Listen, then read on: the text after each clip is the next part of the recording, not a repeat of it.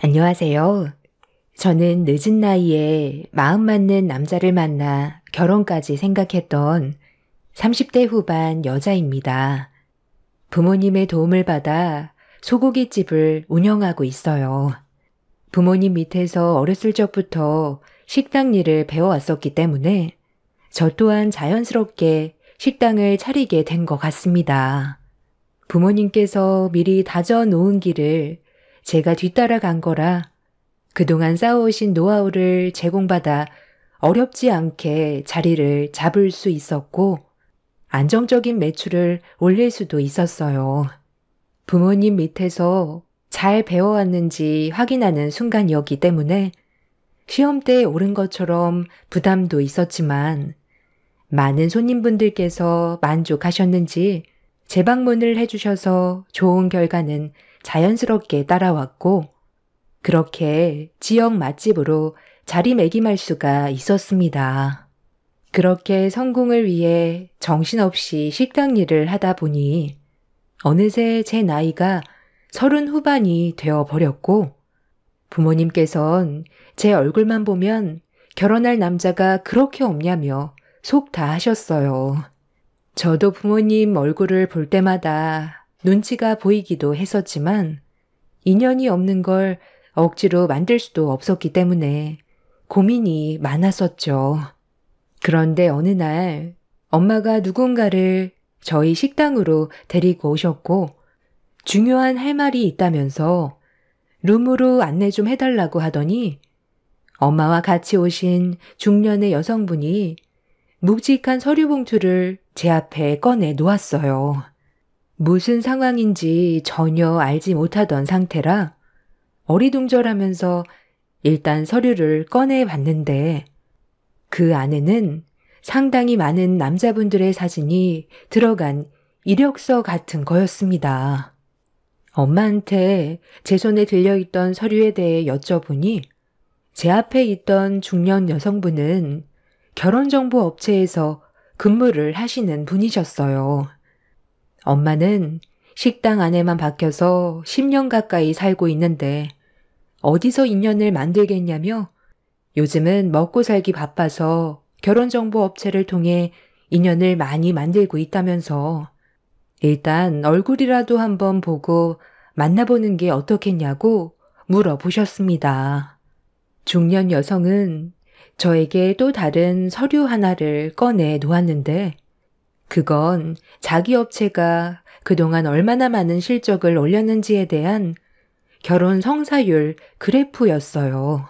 어차피 서류상에 적혀 있는 그런 것들 별로 믿고 싶지 않았고 억지로 누군가와 만남을 주선한다는 자체가 껄끄러웠기 때문에 별로 마음에 내키지 않는다고 그냥 돌려보냈습니다.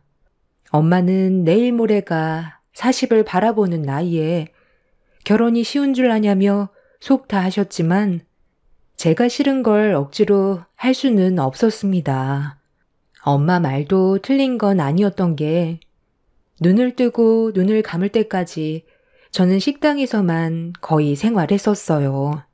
친구를 만나지도 않고 오로지 식당 일에만 집중을 하면서 어떻게 좀 더 좋은 음식과 환경을 제공해 줄 수 있는지 그것만 생각해와서 남자를 만나야겠다는 그런 생각을 해본 적이 없었습니다.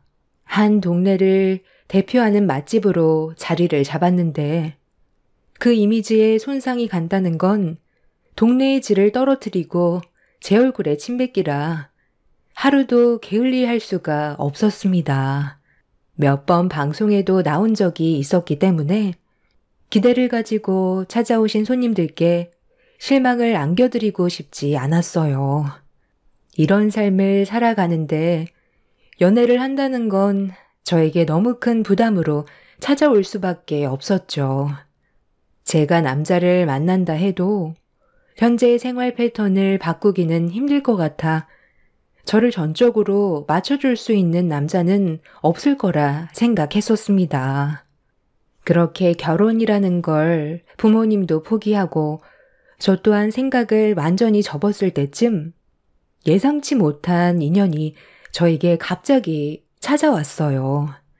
그때가 한창 정신없을 점심시간대라 바쁘게 움직이고 있었는데 서빙을 하던 직원이 발을 헛디뎠는지 넘어지면서 들고 가던 비빔냉면을 손님의 옷에 쏟아버리는 대형 사고가 터져버렸고 한바탕 난리가 났었어요.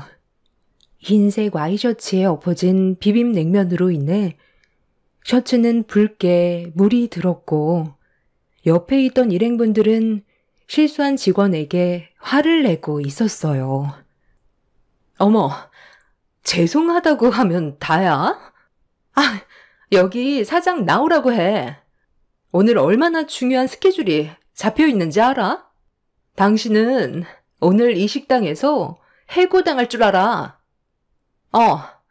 당신이 사장이야? 이거 어떻게 할 거야? 저 직원이 넘어져서 냉면을 우리 변호사님 옷에다 전부 쏟아 버렸잖아. 맛집이라고 해서 찾아왔더니 운영하는 꼬락서니가 아주 엉망진창이구만. 오늘 중요한 사건 하나를 해결해야 돼서 법정에 올라가야 되는데 당신들 때문에 패소하면 책임질 거야? 이 정장이 얼마짜리인데? 정말 죄송합니다. 피해보신 부분에 대해서는 충분히 보상 처리해 드리도록 하겠습니다. 직원이 저희 식당에서 일을 한 지 며칠 안 돼서요. 괜찮습니다. 사람이 살다 보면 실수도 할 수 있는 거죠. 신경 쓰지 않으셔도 됩니다. 현종 씨, 여기에서 제일 가까운 정장 매장으로 가면 좋을 것 같은데 일정에 차질이 생겼으니 빨리 움직이는 게 좋겠어요. 죄송하지만 닦을 것 좀 얻을 수 있을까요? 이 상태로 차에 올라타기에는 좀 힘들 것 같습니다. 직원분이 급하게 가져온 티슈를 건네주자 음식물을 대충 닦아내고 식당을 나가려 하길래 변호사분께 제 명함을 건네드리면서 피해 보상에 대해선 지불해 드리겠다고 설명드린 뒤 침착하게 대응을 해드렸어요. 일정이 상당히 급했는지 서둘러 차에 올라타 금세 사라졌고 들어온 지 며칠 안 된 직원은 저에게 죄송하다면서 고개를 몇 번이고 숙였습니다. 정신없이 장사하다 보면 그럴 수 있다고 직원에게 부담을 주지 않았어요. 그동안 장사하면서 이런 실수는 수없이 경험을 해왔었기 때문에 심각한 상황을 만들 필요도 없었고 인생을 살면서 아주 사소한 실수들까지 전부 다 허용하지 않을 정도로 피곤하게 살고 싶지도 않았어요. 최대한 좋게 넘어가는 게 제일 현명한 방법인 걸 저는 부모님 밑에서 배워오면서 몸으로 이겨왔던 상태라 크게 당황하지 않았습니다. 직원의 실수를 크게 생각하고 그날 하루 식당을 운영한다면 직원 전체 분위기가 가라앉기 때문에 제가 제일 처신을 잘해야 했어요. 그래서 아무렇지도 않은 척 더 열심히 움직였고 그렇게 그날도 무사히 하루를 마무리하기 위해 마감을 할 수 있었습니다. 식당 문을 닫기 위해 정리를 하고 있는데 누군가 식당 문을 열고 들어왔어요. 청소를 하다 고개를 돌려보니 점심시간 때 피해를 드린 손님이었습니다. 식당 분위기를 파악하고 있던 손님은 벌써 마감이 됐냐고 주변에 먹을 만한 식당이 없어서 찾아왔다며 저녁 식사가 되냐는 말에 저는 식사를 제공해 줬어요. 그렇게 저녁상을 차려준 뒤 좀 전에 있었던 사고에 대해서 발생한 피해 금액에 대해서 금전적인 보상을 해드리겠다고 하자 식사를 하시던 그 남자는 그 정도는 눈 감아 줄 수 있어야 되지 않겠냐며 괜찮다면서 식사에 집중을 하고 있었습니다. 변호사는 정장 한 벌이 본인에게는 크게 부담되지 않는 옷값이지만 식당에서 일하는 직원은 한 달 월급이 될 수도 있는 거라면서 마음 넓게 포용해 줄 수 있어야 한다면서 세상을 너무 팍팍하게 살아가고 싶지 않다는 말로 분위기를 풀어나갔습니다. 그런 모습을 지켜보고 있던 저는 사람이 참 괜찮다고 생각을 했었는데 그런 일이 있고 난 이후부터 그 남자는 저희 식당에 자주 찾아오면서 그렇게 단골 손님이 되었습니다. 얼굴을 자주 보다 보니 가까워질 수 있는 사이가 되었는데 그런 관계가 서로에게 호감이 생기게 되었는지 어쩌다 보니 그 남자와 저는 연인 사이가 되어 있었습니다. 저와 성격이 너무 잘 맞아서 그런지 저도 모르게 그 남자에게 푹 빠져 있었어요. 비슷한 성격을 가진 사람을 찾기란 식당 일을 하는 저에게는 하늘의 별 따기나 마찬가지였는데 이런 사람이 제 옆에 있다는 것만도 정말 고마운 일이었습니다. 그렇게 서로 알고 지낸 지 한 3개월 정도 시간이 지났을 시점에 그 남자가 갑자기 저에게 결혼에 대한 얘기를 꺼냈어요.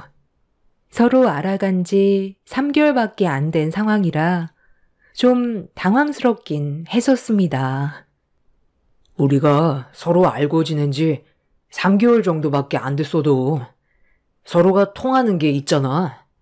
결혼은 당연히 신중해야 되겠지만 지금까지 서로 만나오면서 느낀 감정과 여러 가지 상황들을 봤을 때 비슷하게 통하는 부분들이 많았고 앞으로도 우리 관계 문제 없을 것 같은데 더 오랜 시간 만나서 서로에 대해 알아가는 시간을 가지는 것보단 결혼에 대해 생각해 보는 게 어떨까?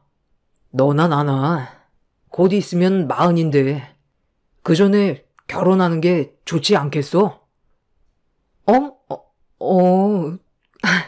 글쎄, 내가 아직 결혼에 대한 확신이 있는 건 아니라서 좀 더 신중했으면 하는데 우리가 나이가 있다 보니 당연히 급한 건 알겠는데 이제 만난 지 3개월 막 지났잖아.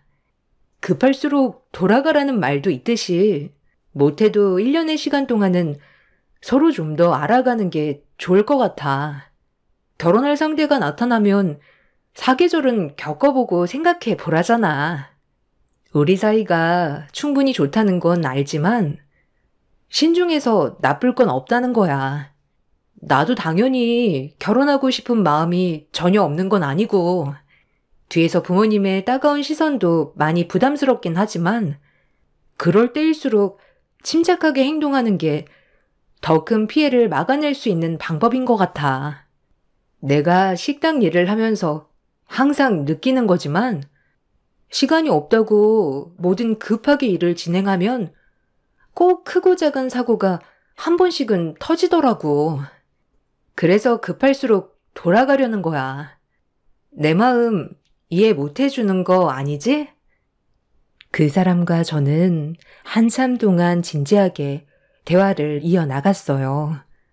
결혼이라는 게 사랑하는 사람과 평생 행복하게 살면 좋겠지만 그 선택이 평생을 후회할 만큼 잘못된 선택일 수도 있기 때문에 제 인생에 오점을 남기지 않기 위해 좀 더 침착할 필요가 있었습니다. 제가 모르는 또 다른 무언가가 저를 힘들게 할 수도 있다는 그런 두려운 마음이 더 컸던 것 같아요. 그 사람도 그런 제 의견을 존중해 주었지만 그때 나눴던 대화에서 서로가 생각하는 차이가 있어서 그런지 저에게 실망한 듯한 얼굴이 표정에서 보였습니다. 그래도 제 입장에 대해 이해해 줄 거라 생각했었고 저희는 다시 금세 예전처럼 좋은 사이로 지내고 있었는데 어느 날 그 사람이 갑자기 저녁에 누군가를 식당으로 모시고 왔어요. 서로 얼굴을 마주한 순간 저는 단번에 남자친구의 어머니라는 걸 알 수 있었고 갑작스러운 돌발 행동에 놀란 저는 최대한 침착하게 대응을 하면서 남자친구한테 어떻게 된 일이냐고 물어보자 갑자기 사무실로 찾아왔는데 저녁 한 끼 대접하지 않고 어떻게 그냥 돌려보내냐면서 그나마 제가 장사하는 식당이 근처에서 제일 좋은 것 같아 모시고 온 거라고 이해해달라며 룸 안으로 들어갔어요.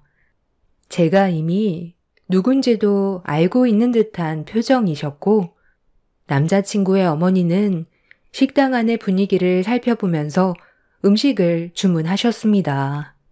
제가 직접 주방에 들어가 식사 준비를 하려고 했는데 저와 대화 좀 하고 싶다면서 자리에 앉아보라는 말에 직원에게 음식 주문을 부탁한 뒤 남자친구의 어머니와 얼굴을 마주보고 앉았습니다. 말 안 해도 내가 누군지 알겠죠? 일단 분위기가 서로 어색한 것보단 자연스러운 게 좋으니까 말은 편히 하도록 할게요. 식당에 꽤 신경을 많이 쓰는 것 같네. 먼지 하나 없이 아주 깨끗하게 잘 운영하고 있는 걸로 봐선 보통 성격은 아닌 것 같아. 거의 완벽주의자에 가까운 것 같은데 내가 그동안 살면서 별의별 고깃집은 다 가본 것 같은데 보통 테이블이나 의자에 기름먼지가 튀어서 끈적거리는 경우가 많거든. 여기는 어떻게 테이블 위에 끈적거림이 하나도 느껴지지가 않네. 손님들 접대하기에도 나쁘지 않은 분위기에 방음도 잘 되고 이 정도 퀄리티를 이끌어가는 게 쉽지 않았을 텐데 나이에 비해 꽤 많은 걸 배웠나 봐. 내가 대충 듣기론 부모님 밑에서 어렸을 적부터 식당 일을 배웠었다면서 부모님께서도 고깃집을 운영한다지? 이런 고깃집은 한 달에 얼마 정도 매출이 나오나? 민감한 부분이면 말 안 해줘도 되지만 그래도 손님들이 꽉 차 있는 걸로 봐선 적지 않은 매출을 올릴 것 같은데 내 아들 직업은 알고 있지? 변호사로 일을 하고 있기 때문에 어느 정도 급에 맞는 그런 배우자를 찾고 있었거든. 식당 하나 운영한다고 해서 별로 관심 없었는데 그래도 꽤 진지하게 만나고 있는 것 같아서 어떤 사람인지 궁금해서 온 것뿐이니까 너무 부담스럽게 생각하지 말고 편하게 엄마처럼 생각해 줬으면 좋겠어. 내가 말라서 불편한 건 아니지? 둘이서 결혼 얘기까지 오고 갔다고 하는데 아직 시간이 더 필요하다며? 신중해서 나쁠 건 없지만 그 기간이 오래돼도 좋지 않다는 거 알지? 네. 저도 잘 알고 있어요. 서로에 대해 좀 더 알아가고 싶어서 그런 거고 그 마음이 확고하다면 결혼은 망설일 생각은 없어요. 일단 식사 나왔으니 편하게 식사하시고 필요하신 거 있으시면 말씀하세요. 제가 홀 쪽을 살펴야 돼서 나가봐야 할 것 같거든요. 제가 있으면 불편하실 것 같기도 하고. 그럼 식사 먼저 편하게 하세요. 잠깐만. 내가 조만간 지인분들 식사를 대접해 드려야 할 것 같은데 미리 준비 좀 해줄 수 있나? 한 20명쯤 되니까 그 정도 수용할 수 있는 룸으로 부탁할게. 남자친구의 어머니는 제 식당이 마음에 들었는지 단체 손님을 데려오기 위해 준비해 달라며 좋게 웃으면서 말씀을 하셨어요. 그렇게 모난 성격을 가지신 분은 아닌 것 같아 보였고 침착하고 많이 배우신 분 같아 보였습니다. 얼마의 시간이 지나고 식사에도 만족을 하셨는지 저를 또 따로 부르셨어요. 그리곤 음식 맛이 아주 좋았다면서 이틀 뒤 지인분들과 함께 식사를 하게 될 것 같다며 약속까지 벌써 다 잡아놨기 때문에 20명 정도 되는 인원을 수용할 수 있는 룸으로 부탁한다면서 다시 한번 말씀하신 뒤 반주를 좀 하셔서 그런지 남자친구에 대해 칭찬을 아끼지 않았고 그 말을 한참 동안 들어주었습니다. 기분이 상당히 들떠 보이신 남자친구의 어머니는 하루빨리 결혼을 했으면 좋겠다고 늦어봤자 손해라면서 서둘러 주길 바라고 있었습니다. 그렇게 좋은 분위기 속에 남자친구는 저에게 미안하다면서 나중에 다시 통화하자며 집으로 돌아갔고 약간의 돌발 상황이 있었지만 나쁘지 않게 마무리가 돼서 저도 좋게 생각했었어요. 그런데 제가 생각했던 거와 다르게 며칠 뒤 남자친구의 어머니의 예상치 못한 행동에 분위기는 순식간에 안 좋아졌고 걷잡을 수 없을 만큼 심각한 상황으로 이어졌어요. 저희 식당으로 손님들을 데려오신다고 하셔서 기다리고 있었는데 갑자기 일정이 바뀌었다면서 저를 급하게 부르셨어요. 문자로 위치를 보내주시길래 확인해보니 멀지 않은 곳이었고 어떤 상황인지 몰라 확인을 해보기 위해 차를 타고 남자친구 어머니가 부른 장소로 향하게 되었습니다. 그렇게 도착을 하니 그곳은 고급 등심집이었어요. 제 식당보다 훨씬 더 비싸 보이는 곳이었는데 차에서 내리는 순간 식당에서 많은 사람들이 줄지어 밖으로 나오고 있었습니다. 그리고 제일 뒤늦게 나온 남자친구의 어머니는 저에게 반가운 손짓을 하고 있었어요. 저는 영문도 모른 채 어리둥절해 하면서 남자친구의 어머니에게 가까이 다가갔는데 그 옆에 한 여자가 찰싹 붙어서 저를 위아래로 훑어보고 있었습니다. 알고 보니 남자친구의 여동생이었는데 시선이 곱지는 않았습니다. 너희 식당으로 가려 했는데 내 지인들이 여기가 새로 생긴 식당이고 분위기도 좋다고 해서 일정을 갑자기 바꾸게 됐다. 너를 여기로 부른 이유는 내가 글쎄 지갑을 안 가져왔지 뭐야. 네가 대신 음식값 좀 내주면 좋겠는데 미안하지만 급해서 그러니 부탁 좀 해도 되지? 얼마 안 나왔어. 내 지인들이 전부 입이 짧아서 260만 원 정도 나왔는데 등심집에서 이 정도면 정말 적게 나온 거잖아. 변호사인 내 아들과 결혼할 생각을 가지고 있으면 당연하게 해줄 수 있다고 생각하는데. 에이, 설마 이 정도 음식값 가지고 쪼잔하게 행동하겠어요? 앞으로 우리 집안 새언니가 될 사람인데 첫인상부터 좋게 각인이 돼야 결혼 생활이 편해지죠. 언니 인상부터가 통 커 보이는데 260만 원 정도면 껌값 아닌가? 우리 오빠 정말 잘 나가는 변호사인 거 알죠? 언니가 그 작은 식당에서 장사해서 아무리 많이 벌어도 우리 오빠가 버는 수익과는 비교도 안 되는데 그냥 금덩이가 알아서 굴러 들어온 거나 마찬가지잖아요. 저는 솔직히 우리 오빠가 결혼 안 했으면 좋겠거든요. 언니랑 결혼하면 내 용돈 줄어들 텐데 기분이 좋겠어요? 우리 엄마도 이건 같은 생각이에요.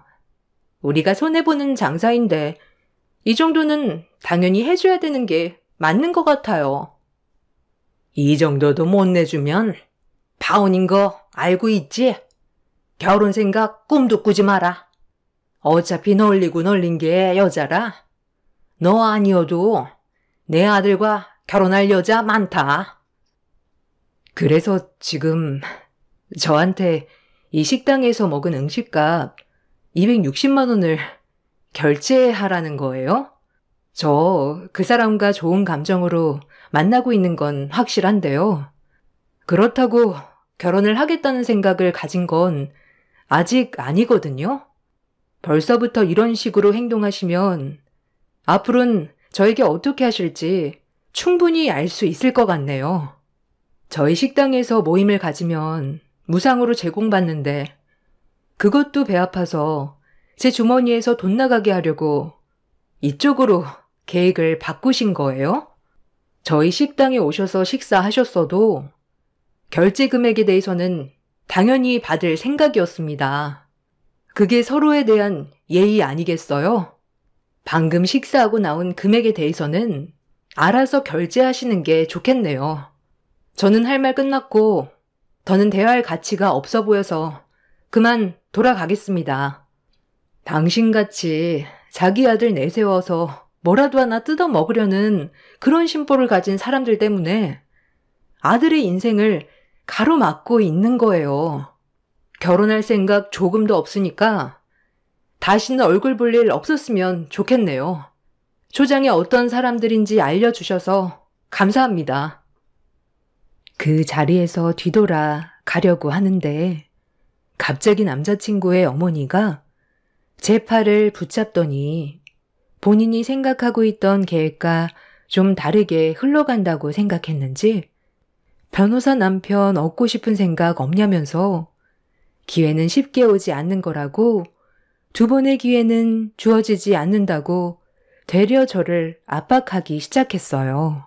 그 사람을 진심으로 사랑을 했었지만 뒤에 있는 배경도 중요한 거기 때문에 단번에 거절을 했고 결혼하지 않겠다고 확실하게 의사를 밝혔어요. 그러자 옆에 있던 남자친구의 여동생이 잘난 거 하나 없는 주제에 꼴에 비싼 척 한다면서 시비를 붙였고 갑자기 저희 부모 욕을 하기 시작했어요. 다른 건 다 참고 넘어가도 부모 욕을 한다는 건 도저히 참을 수가 없었던 저는 뒤돌아 남자친구 여동생의 뺨에 손을 올리려 했는데 그 순간 뒤에서 누군가 저를 외쳐 불렀습니다. 흥분한 상태에서 고개를 돌려보니 식당에 새로 들어와 일을 하던 직원이었어요.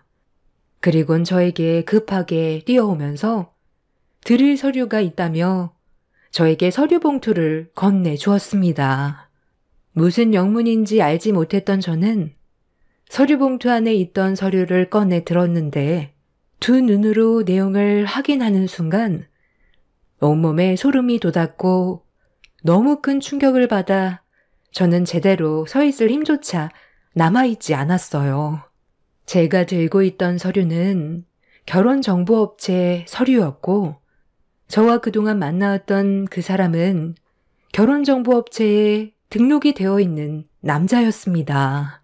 그리고 저와 함께 일을 해오던 직원이 죄송하다며 고개를 푹 숙인 채 갑자기 눈물을 쏟아내기 시작했어요. 사장님, 정말 죄송해요. 저도 처음엔 어떤 일인지 잘 알지 못해서 큰돈을 준다는 구인 광고를 보고 일단 신청을 했던 것 뿐이었어요. 중간 역할만 잘해주면 그러면 된다는 말에 저는 시키는 대로 했을 뿐이에요. 사장님이 만나고 계신 그 남자분한테 사장님이 어떤 성격이고 뭘 좋아하는지부터 모든 것들을 제가 뒤에서 지켜보면서 두 분의 결혼을 성사시키기 위해 계속해서 그 남자분께 정보를 제공해 줬었어요.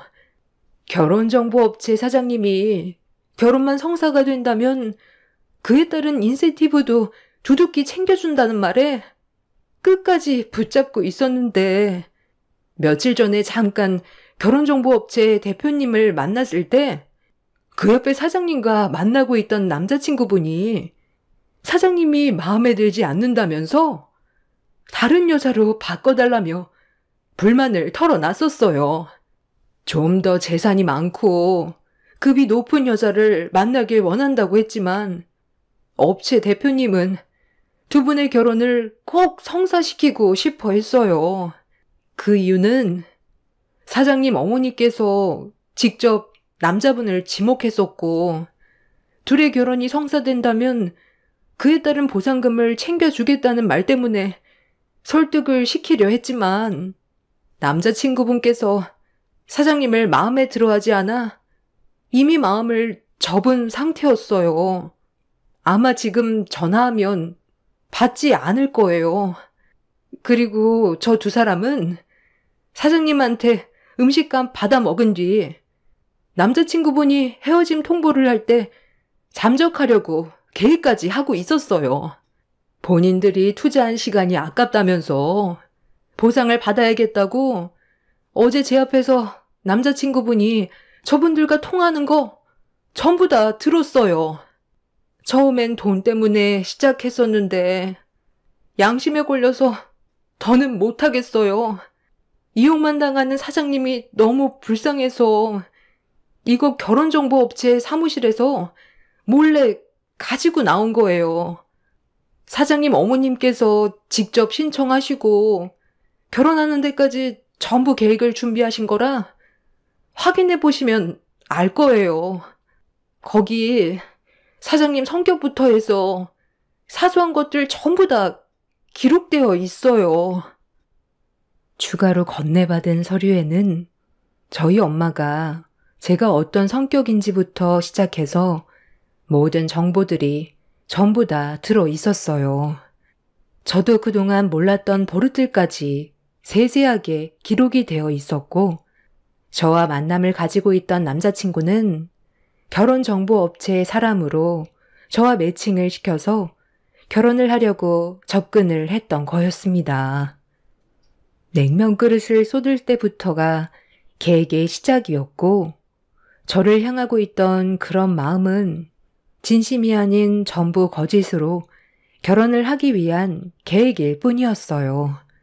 그동안 결혼을 못했던 이유가 여러 가지 있었겠지만 이런 식으로 저에게 접근한 것도 모자라 본인이 마음에 들지 않는다고 변심으로 인해 그동안 투자한 시간이 아까워서 음식값으로 제공을 받으려 했던 그런 악한 심보를 듣게 된 순간 너무 큰 배신감과 충격에 그 자리에서 주저앉아 버렸습니다.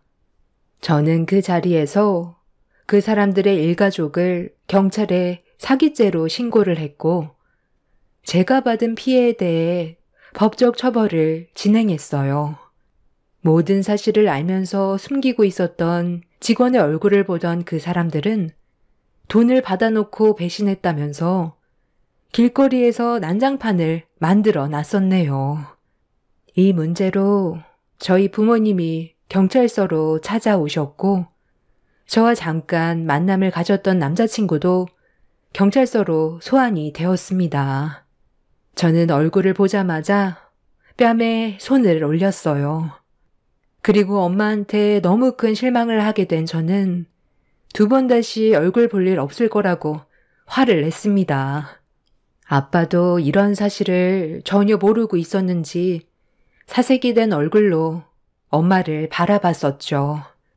엄마의 이기적인 행동 때문에 제 인생을 송두리째 망치려 했던 잘못된 계획이 부른 처참한 결과였고 이 문제가 있고 난 이후 제 주변에 있는 사람들이 진실한 사람들인지 헷갈릴 정도로 사람 만나는 걸 두려워하기 시작했습니다. 엄마는 모든 게 저를 위한 길이었다고 했지만 제가 봤을 때는 그 반대였어요. 뒤늦게 잘못을 인정하셨지만 너무나 실망한 나머지 마음이 조금도 열리지 않습니다. 요즘 일도 손에 잡히지 않고 밖으로 나가지도 못하고 있어요.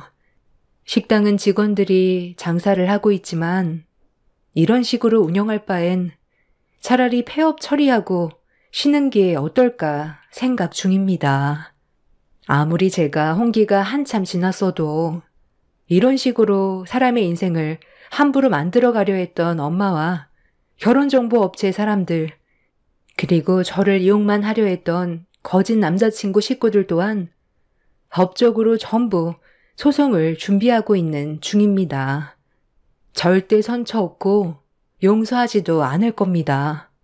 정신적인 충격에서 벗어나지 못하고 있는 지금 현재 엄마는 저에게 끊임없이 연락을 취하고 있지만 진정으로 딸을 위한 방법은 아니었다고 생각해요.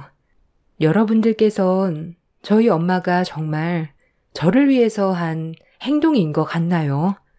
만약 순조롭게 일이 진행이 됐다면 저는 진심이 아닌 거짓된 사랑에 속아 결혼을 한 건데도 이게 저를 위한 길이었을까요? 여러분들의 생각은 어떠신가요? 이해해주는 게 맞는 거라고 생각하시나요? 저희 엄마는 이 문제로 오히려 저에게 억울하다고 하소연을 하고 있습니다. 누가 봐도 피해자는 저인데 말이죠. 잘 지내고 있던 가족 관계에 이런 문제가 생겼다는 게 너무 마음이 아프네요. 법적 소송 절대 물을 생각 없습니다. 끝까지 진행할 거고 제가 받은 정신적 피해에 대한 부분들 전부 그 사람들을 법적 처벌을 받게 할 생각이에요. 살다 보니 별일 다 겪게 되었네요. 제 사연 들어주시는 여러분들의 삶은 가식과 거짓이 아닌 진실한 마음으로 인간관계를 유지하시길 바랍니다. 감사합니다. 안녕하세요. 저는 30대 후반 여자입니다. 결혼 생활하는 동안 시모와 지속적으로 마찰이 생기다가 결국 좋지 않은 결말을 보고 말았습니다. 뒤늦게서야 후회하는 모습을 보니 안타깝기만 하네요. 처음부터 시모의 관계가 나쁜 건 아니었어요. 결혼 초에는 상당히 잘 대해주셨는데 제가 교통사고로 다리가 불편해지다 보니 일을 할 수가 없게 되는 상황이 생기면서 처음에는 겉으로 표현은 안 하셨지만 시간이 지날수록 불만을 털어 놓으셨습니다.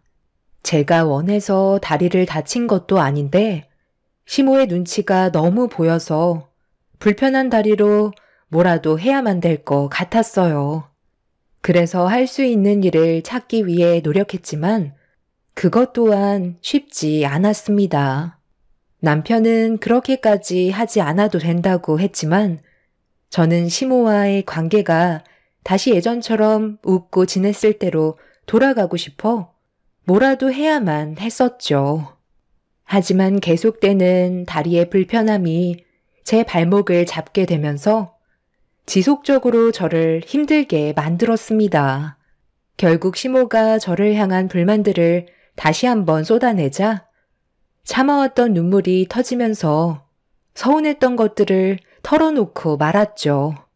남편도 중간에서 많이 힘들었는지 시모에게 제가 노력하는 것도 봐달라고 했지만 오히려 남편이 제 편을 들어주면서 시모의 안 좋은 감정 상태는 더욱더 커지게 되었고 그런 상황들이 돌이킬 수 없는 결과로 이어지면서 1년 동안 연락을 끊고 말았죠. 네가 그때 사고만 안 났어도 내 아들은 고생을 안 했겠지. 이게 누구 탓이야? 내가 오죽했으면 이렇게까지 화가 나겠어? 하루 이틀도 아니고 언제까지 내 아들이 너를 먹여 살려야 되는 거냐? 아이라도 가졌으면 내가 말을 안 해. 다리가 불편해서 아이를 가지면 제대로 돌봐주지도 못할 것 같다고 계속 미루고 있었잖아. 언제까지 이런 식으로 살 건데? 더 이상 고생만 하는 모습 보고 싶지 않아.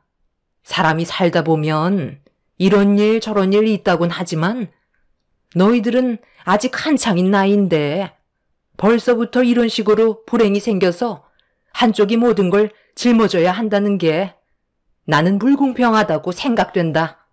그러니까 여기서 그만 정리해줬으면 좋겠다. 엄마, 그건 저희가 알아서 할 문제예요. 이 사람 몸에 장애가 생겼다고 내쳐야 한다는 엄마 생각을 저는 이해할 수가 없어요. 이제 그만 찾아오세요. 지금 충분히 행복하고 몸이 정상적으로 회복하는 데까지 시간이 오래 걸리는 것뿐이에요. 엄마가 옆에서 닥달하지 않으셔도 저희가 알아서 한다고요. 뭘 알아서 해? 저 다리가 정상적으로 보이니? 절심까지 박아서 절고 있는 상황인데 언제 몸이 회복된다는 건데? 사고가 난 지 벌써 1년이 지났다. 그리고 그 시간 동안 네가 계속 고생을 하고 있는 거고 언제까지 지켜봐야 하는 거니? 내가 세상 떠날 때까지 지켜만 보면 되는 거야? 엄마 속은 지금 까맣게 타들어가는 거 안 보이니? 이런 결혼 생활 보고 싶어서 너를 보낸 줄 알아? 결혼은 한쪽으로만 치우쳐서는 안 되는 거야. 서로가 공평해야 되는 거라고. 어머님, 제가 잘할게요. 저도 지금 최대한 노력하고 있는 중이에요. 밖에서 일을 하는 건 무리가 있어서 다른 방법을 찾고는 있는데 시간이 좀 더 필요해서 이 사람이 그동안 저를 도와주기로 했어요. 분명 열심히 하다 보면 또 다른 길이 열릴 거예요. 그때까지만 저희 지켜봐 주실 수 없는 거예요? 부탁드릴게요. 부탁? 너 지금 나한테 부탁이라고 했니? 할 말이 그것밖에 없는 거야? 그 입에서 나오는 말은 죄다 죄송해요. 지켜봐 주세요. 열심히 할게요. 이 말 말고는 없는 거냐고. 뭘 하고 있으면 나를 만족시킬 만한 결과를 내놔야 내가 그걸 믿고 지켜보던 할 거 아니야? 무작정 한도 끝도 없이 열심히만 한다면 내가 마음이 놓이겠니? 뭘 하고 있는데? 당장 결과물 좀 내놔 봐라. 왜 말을 못해? 열심히 하고 있다며. 어느 정도 성과가 있는지 보여달라니까. 아직 준비 단계라 조금 더 시간이 좀 필요해요. 이 사람이 회사에서만 일하다가 처음으로 사업을 하는 건데 성과가 나오려면 어느 정도 시간이 필요하죠. 그러니까 지금 너 말은 되어 있는 게 아무것도 없다는 거네. 계속 시간만 버리고 있었다는 거잖아. 내 말이 맞는 거지? 성과도 없이 시간만 버리고 있다는 거잖아. 이러면서 뭘 보여주겠다는 거야? 열심히만 한다면 세상 사람 전부 다 부자 됐겠다. 먹을 거 다 먹고 잘 거 다 자고. 그러면서 좋은 결과가 오길 바라는 거니? 시모는 더 이상 지켜볼 수 없을 것 같다면서 남편과의 관계를 하루빨리 정리해 주길 바라셨어요. 그 말을 들은 남편은 저희 부부 문제를 왜 시모가 참견하냐면서 처음으로 목소리 높여 화를 냈어요. 그런 남편의 모습을 시모도 처음 봤는지 많이 당황스러워 하셨습니다. 남편은 더 이상 참견하지 말라면서 시모를 강제로 집에서 내쫓았어요. 그리고 그때 이후로 시모도 상처를 많이 받으셨는지 더는 찾아오지 않으셨고 연락도 없으셨죠. 남편의 마음도 말이 아니었겠지만 저희 부부가 최선을 다해서 살아가고 있는데 그런 걸 알아주지 못하신다는 게 너무 마음이 안 좋았습니다. 그렇게 남편의 결단력으로 한동안 시모의 눈치를 안 보며 살아왔었고 1년의 시간이 지나가게 되었던 거죠. 교통사고가 나서 재활치료 1년, 그리고 시모와 연락을 끊은 지 1년, 총 2년의 시간이 훌쩍 지나가 버리면서 저희의 삶에도 많은 변화가 찾아왔어요. 열심히 살아온 만큼 그에 따른 성과가 조금씩 보이기 시작하면서 여러 가지 문제들이 하나하나 풀어져 가고 있었는데 1년간 연락을 끊고 지냈었던 시모가 저희 부부에게 다시 접근을 시도하셨어요. 아무래도 완전히 인연을 끊고 지내는 게 말처럼 쉬운 문제가 아니기 때문에 저는 어느 정도 예상을 하고 있었죠. 제가 제일 걱정하고 있었던 건 예전처럼 저를 대하시는 행동들이 똑같다면 저희 부부는 가까이 지내고 싶은 마음은 없었어요. 시모도 어느 정도 예상을 하고 있었는지 처음 연락을 시도하셨을 때 1년 전과는 다른 모습을 보여주셨고 상당히 조심하셨어요. 저는 시간이 어느 정도 해결해 준 것 같아 시모를 이해해 드릴 마음이 있었는데 그건 제 착각이었고 시모의 또 다른 모습을 보게 되었죠.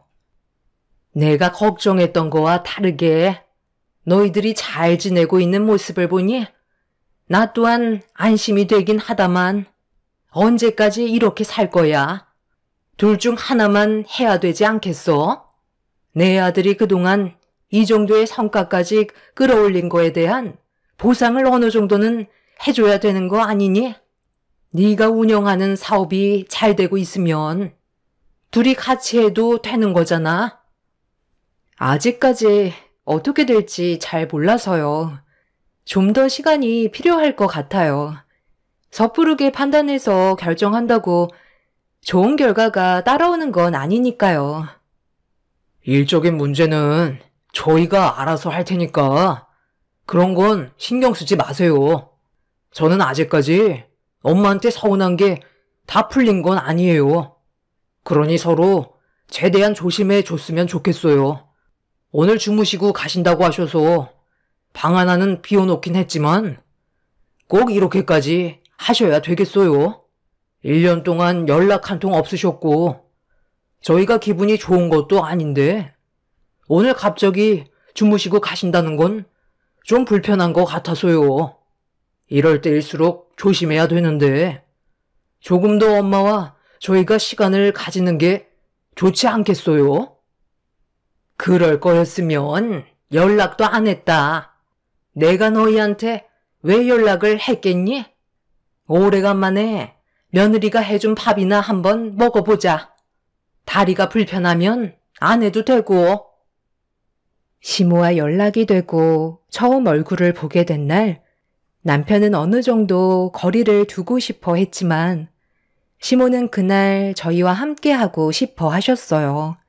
그래서 어쩔 수 없이 방 하나를 내어드리게 되었고 저녁까지 대접해 드렸었죠. 문제는 다음날 댁으로 돌아가셔야 하는데 시모는 좀처럼 움직이려 하지 않으셨어요. 그날 아침에 남편이 출근할 때 같이 나가시겠다고 하셨는데 몸이 좀 안 좋으시다며 방 안에서 나오지 않으셨죠. 어쩔 수 없이 저희는 시모가 편한 시간대 댁으로 돌아가실 거라고 생각하고 있었지만 화장실을 가실 때 빼곤 일절 나오지 않으셨어요. 저는 집에서 쇼핑몰 창업을 운영하고 있었기 때문에 상당히 정신없이 움직여야만 해서 시모를 제대로 챙겨드리지 못하고 있었습니다. 업무가 시작되면서부터 제대로 앉아있을 시간도 없을 정도로 많이 바빠진 상태라 밀린 일들을 처리하는데 상당히 많은 시간이 필요했어요. 다리도 불편해서 빠릿하게 움직일 수가 없었죠. 그렇게 땀 흘리며 일을 하고 있었는데 시모가 방문을 열며 저에게 말을 붙여왔어요. 그런데 그 일은 언제 끝나는 거야? 지금 시간이 몇 시인지 알고는 있는 거니? 너는 시애미를 굶길 작정이야? 벌써 점심시간이 훌쩍 지나버렸다. 아, 벌써 그렇게 됐어요? 제가 요즘 일이 너무 바빠서 점심을 거의 거르다시피 해요. 밥 먹을 시간도 아까울 정도로 주문이 상당히 많이 들어왔거든요. 에이, 그래봤자 푼돈이지. 일하는 거에 비해 얼마 못 버는 거 아니야? 사람이 다 먹고 살기 위해 일하는 건데 밥은 넘기고 하는 게 좋지 않겠니? 나 배고프다니까. 시모는 댁에 가실 생각이 아예 없으신 건지 방에서 나올 생각이 전혀 없으신 것 같아 보였어요. 시모를 무시하고 밀린 업무를 처리하기에는 계속 신경이 쓰이다 보니 어쩔 수 없이 점심 식사를 차려드린 뒤 저는 또다시 밀린 업무를 처리하고 있었습니다. 고객과의 약속이 최우선이라 택배 오는 시간에 맞춰서 최대한 많은 물건들을 포장해야만 했어요. 시모는 제가 땀 흘리며 일을 하고 있는 모습을 빤히 쳐다보시면서 식사를 하시더니 저를 보며 한마디 하셨습니다. 다리가 꽤 괜찮아졌나 봐. 그래도 작년보다 움직임이 훨씬 수월해졌는데 그 정도면 정상적인 생활하는데 그게 문제는 없겠어? 일도 어느 정도 안정적 일하면서. 그럼 아이 계획도 슬슬 세워야 하지 않겠어? 한두 살 더 먹으면 나중에 아이 가지려 해도 마음처럼 되지 않을 수가 있다. 지금 당장 여건이 안 된다고 아이를 가지는 게 두렵다고 생각해서 계속 미루다 보면 네가 원하는 여유가 생겼을 때는 이미 늦어버렸을지도 모른다. 이왕 말 나온 김에 서둘러 계획해보는 게 어떻겠니? 네가 손주 하나 낳아주면 내가 옆에서 도와줄 수도 있잖아. 어른 말 들으면 자다가도 떡이 생기는 거야. 저도 아이를 가지는 거에 고민은 안 하는 건 아닌데요. 그래도 지금 상황에서 아이 계획은 좀 이른 것 같아요. 어느 정도 여건이 되면 그때 생각해 볼게요. 내가 지금 입 아프게 한참 동안 얘기했는데 심히 말을 어디로 들은 거야? 네가 손주를 낳아주면 내가 가만히 있겠니? 옆에서 도와줄 거 아니야? 저 혼자 결정할 수 있는 문제가 아니에요. 어머님께서 무슨 말씀 하시는지 충분히 알고 있어요. 저희한테도 어느 정도 시간이 필요한 문제예요. 에휴, 이렇게 말귀를 못 알아들으니까 1년 전에도 내가 너한테 잔소리를 늘어놓았던 거야. 아유, 속 터져. 밥 다 먹었으니까 후식이나 좀 내와 봐라. 갑자기 저한테 왜 화를 내시는 건지 시모의 행동을 이해할 수가 없겠더라고요. 무작정 아이를 낳는다고 해서 모든 게 해결되는 것도 아니고 저희 부부도 어느 정도 계획을 세워야 하는 거고 남편의 의견도 들어봐야 하는 건데 시모와 의견이 다르다고 무작정 화를 내시는 시모의 모습이 저를 당황스럽게 만들었습니다. 그리고 시모는 집으로 돌아가실 생각이 전혀 없어 보이셨어요. 아예 저희 집에서 눌러붙어 사시려는 것 같아 보이길래 겉으론 표현을 안 했지만 조금씩 신경이 쓰이기 시작했죠. 남편은 저와 시모가 단둘이 집에 있는 게 신경이 쓰였는지 전화를 했길래 잠깐 집 밖으로 나가서 어떤 상황인지 대충 알려주었어요. 빨리 돌아가시라고 닥달하기도 그래서 그날은 집으로 돌아가실 거라며 불편해하는 남편한테 침착하게 설명한 뒤에 저녁에 다시 와서 얘기하자고 대화를 마무리 지었습니다. 그렇게 남편이 퇴근하고 집에 들어오면서 저도 그날 하루의 업무를 끝낸 뒤 저녁 식사 준비를 하고 있었는데 남편이 시모의 방문을 노크한 뒤에 바로 들어갔어요. 문 밖에까지 들리는 남편의 목소리는 언제 집으로 돌아가시냐는 거였죠. 저도 불편하지만 남편도 많이 불편해 보이는 것 같았고 제가 일하는 거에 지장이 많이 생겨서 나중에 시간 될 때 다시 오시는 게 좋을 것 같다며 최대한 침착하게 설득하려고 노력을 했지만 시모는 돌아가지 않으시겠다고 고집을 부리셨어요. 아니, 도대체 뭐가 문제예요? 하룻밤 주무셨으면 나중에 다시 오시면 되잖아요. 이렇게까지 고집 부릴 일이에요? 엄마, 무슨 문제 있는 건 아니죠? 아니야. 그냥 너희들이랑 같이 있고 싶어서 그런 건데 며칠만 더 있다가 가면 안 되겠니? 우리 아들 내가 1년을 못 봤더니 좀 더 보고 싶어서 그런 거지. 집에 혼자 계시는 게 힘드셔서 그런 거예요? 지금까지 아버지 없으셔도 잘 지내왔었잖아요. 엄마가 이러시는 거 솔직히 적응 안 돼요. 저희 집에서 그동안 단 한 번도 주무신 적 없으셨으면서 갑자기 이러시면 얼마나 신경 쓰이는지 아세요? 저희한테 말 못할 사정이라도 있으신 거 아니에요? 아이, 그런 거 없다니까. 그냥 며칠만 더 있다가 가도록 하마. 그 정도는 괜찮은 거 아니니? 며느리 저녁 준비 다 끝난 거 같은데 일단 나가서 밥부터 먹자. 시모한테 1년 동안 무슨 변화가 생겼는지 저희는 알지 못했지만 얼굴에는 근심 걱정이 많아 보였어요. 남편도 어느 정도는 짐작하고 있었는지 더 이상 시모를 건들지 않았습니다. 좀 더 지켜보는 게 좋을 것 같다고 판단하게 되었고 저희는 최대한 많은 배려를 해드리고 있었어요.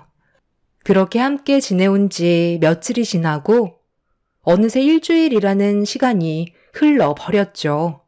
묵묵히 기다려주고 있던 남편도 거의 한계치에 도달한 듯 보였고 저 또한 매번 시모의 수발을 들어주는 게 쉽지 않아 어려움이 많았습니다. 다리도 불편한데 일도 해야 되고 시모까지 챙겨야 하다 보니까 어느 때보다 체력 소모가 많았었어요. 어느 정도 예상은 하고 있었지만 남편은 참는데 한계가 왔는지 결국 목소리를 높이고 말았습니다. 남편은 시모와 싸우기 싫은 눈치였지만 아무 말도 해주지 않고 그냥 저희 집에 계속 버티고 나가지 않으시는 시모의 행동들에 남편도 지쳐버렸는지 침착하게 대화를 이끌어가지 못했었죠. 결국 남편이 얼굴을 붉히면서 화를 내자 그제서야 다음 날은 무조건 나가겠다며 포기한 듯한 모습을 보이고 계셨어요. 그런 모습을 지켜보고 있던 남편은 무슨 일이 있는 거냐고 재차 여쭤봤지만 시모는 아무 말도 해주지 않으셨어요. 결국 다음 날 집으로 돌아가시겠다는 말을 듣게 되면서 상황은 마무리가 되는 듯 싶었죠.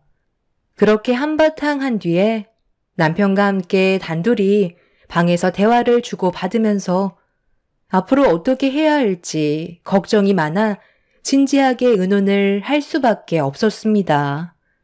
저희는 시모의 행동에 신경이 쓰이기도 했지만 약간 우울증 증세도 있으신 것 같아 조만간 저희가 시댁에 한번 방문해서 시모의 기분을 풀어드리는 걸로 의견을 합치게 되었어요. 어머님, 어디가 안 좋으신 건가?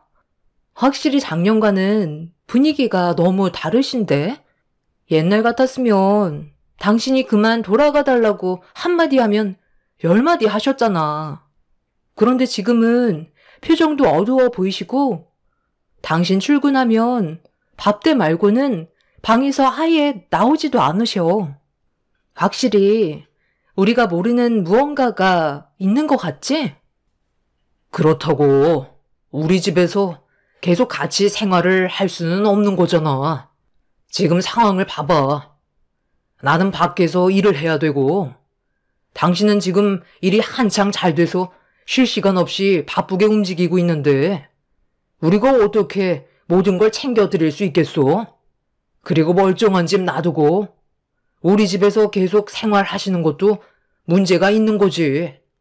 당신 내일 처가댁에 다녀오지? 이거 장모님이랑 장인어른 용돈이야. 각각 50만 원씩 넣어드렸으니까 내일 좋은 시간 보내고 와. 테이블에 올려둘게. 이렇게까지 하지 않아도 된다고 했잖아. 우리 부모님은 나 잘 되라고 도와주신 건데 당신이 이렇게까지 노력할 필요 없어. 내가 챙겨드리면 되잖아. 두 분께서 당신을 믿고 뒤에서 지원을 해주셨으니까 지금의 자리까지 올 수 있었다고 생각해. 나도 내 손에서 최대한 해드리고 싶은 마음에 챙겨드리는 거니 부담 갖지 말고 드리고 와. 그래야 내 마음도 편하니까. 당신이 나랑 결혼하고 나서 고생만 하고 있잖아. 올해까지만 회사 일 마무리하고 당신 일 도와주도록 할게. 남편은 항상 저에게 미안해 했어요.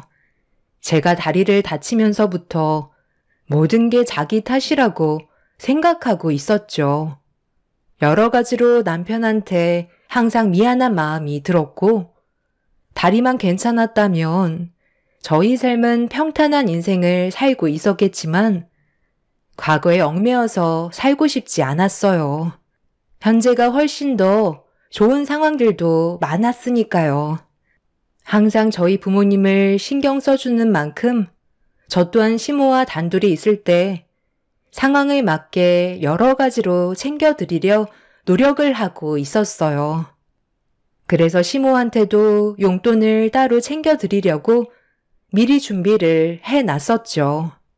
그렇게 다음날 남편이 출근을 하고 저는 부모님 집에 가기 위해 정신없이 준비하고 있었는데 제가 주문한 물건들이 도착을 해서 정신없이 문 앞에 정리를 하고 있었습니다.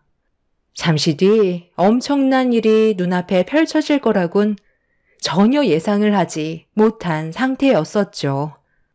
시모는 제가 물건을 정리하고 있는 동안 중요한 약속이 생겼다면서 먼저 집을 나서셨고 저는 시모를 배웅해 드린 다음 용돈까지 챙겨 드린 후 뒤이어 친정으로 출발할 수 있게 되었어요. 오래간만에 부모님을 뵙는 자리라 즐거운 시간을 보내고 분위기 좋은 곳에서 점심 식사를 하다가 남편이 드리라고 했던 용돈이 생각이 나 부모님께 전달해 드렸어요. 용돈을 받으신 두 분께선 봉투 안의 내용물을 확인해 보셨는데 엄마가 좋아하시는 것보단 알 수 없는 표정으로 아빠를 바라보신 뒤 저를 바라보면서 당황스러워 하셨습니다. 제가 무슨 문제가 있냐고 여쭤보자 뒤이어 봉투를 확인하시고 아빠도 같은 표정을 보이시며 뭔가 잘못된 것 같다고 하시길래 다시 봉투를 돌려받은 뒤 안의 내용물을 확인해 보는 순간 얇은 종이 한 장이 들어 있었어요. 처음 보는 종이라 꺼내서 제대로 살펴보는 순간 경악을 하고 말았습니다. 남편이 부모님 드리라고 챙겨줬던 용돈 봉투 안에 50만 원이 아닌 5천 원 마트 쿠폰이 들어가 있었어요. 너무 놀란 저는 봉투 안을 재차 확인하면서 당황스러워하고 있었는데 엄마가 쿠폰 뒷면에 뭔가 적혀 있다며 저에게 건네해 주셨고 글씨가 적힌 내용을 확인하는 순간 충격을 받고 말았습니다. 시모가 네 집은 내 아들 주머니 털 권리가 없다며 뒷면에 적어 두셨고 남편이 저희 부모님께 드리려는 용돈을 전부 가져가 버리셨던 거였어요. 안방 테이블에 올려뒀었는데 이런 계획을 세우신 것 보면 남편과 제가 전날에 나눴던 대화에 대해 엿들으신 것 같아 보였습니다. 저는 시모에게 그 자리에서 바로 전화를 걸어봤지만 받지 않으셨고 시모의 잘못된 행동에 기분이 상해버려 그날 부모님과 오래간만에 함께했던 자리는 전부 망치고 말았어요. 부모님도 많이 당황스러우셨는지 말수가 줄어들으셨고 저희 집에서 지내시는 동안 정말 신경 많이 써드리고 가실 때 용돈까지 따로 챙겨 드렸었는데 상식을 벗어난 행동을 하셨다는 거에 너무 큰 실망을 하고 말았었죠. 결국 부모님과의 자리는 안 좋게 마무리가 되었고 집에 도착해서도 시모에게 수도 없이 연락을 취했지만 끝까지 제 전화는 받지 않으셨어요. 열이 올라올 대로 올라와 버린 저는 퇴근한 남편이 들어오면서 저희 부모님과 즐거운 시간 보냈었냐고 물어보는 질문에 5천 원짜리 마트 쿠폰을 보여주면서 뒷면에 적힌 내용도 확인시켜 주었습니다. 좀 전에 제가 겪은 상황을 전혀 모르고 있던 남편은 5천 원 마트 쿠폰을 보면서 이게 뭐냐고 물어보길래 시모가 용돈이 들어있던 봉투 안에 돈을 빼가시고 마트 쿠폰을 넣어두셨는지 부모님께서 봉투 안에 있던 내용물을 보시고 당황스러워하셨다는 설명을 하자 남편도 점점 안색이 안 좋아지더니 곧장 시모에게 전화를 걸었습니다. 하지만 예상했던 대로 시모는 남편의 전화도 받지 않았죠. 이 일이 있게 되자 화가 머리끝까지 올라온 남편은 저를 데리고 곧장 시댁으로 향했어요. 잘못된 건 분명 바로 잡아야 하는 게 맞는 거였죠. 그렇게 시댁에 도착을 해서 문을 두드렸는데 집에 안 계시는 건지 집안에 불이 꺼져 있었고 한참을 기다려도 시모는 집으로 돌아오지 않으셨어요.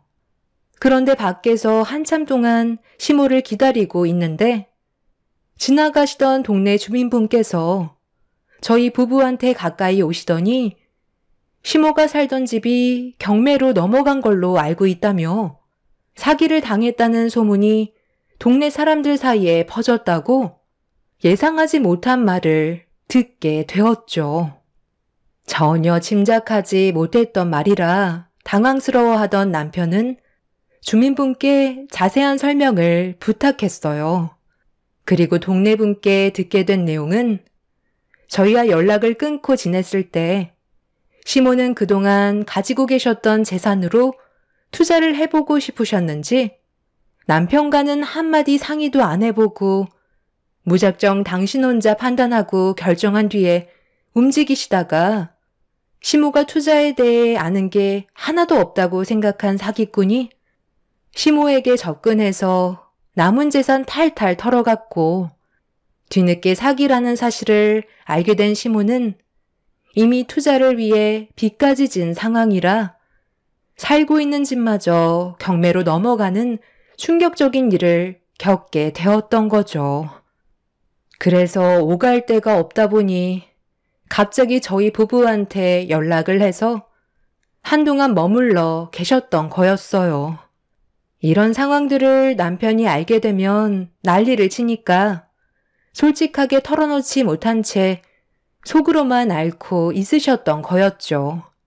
그런데 막상 돈이 생기시게 되자 당분간 전화 받을 필요가 없다고 생각하셨던 것 같았어요.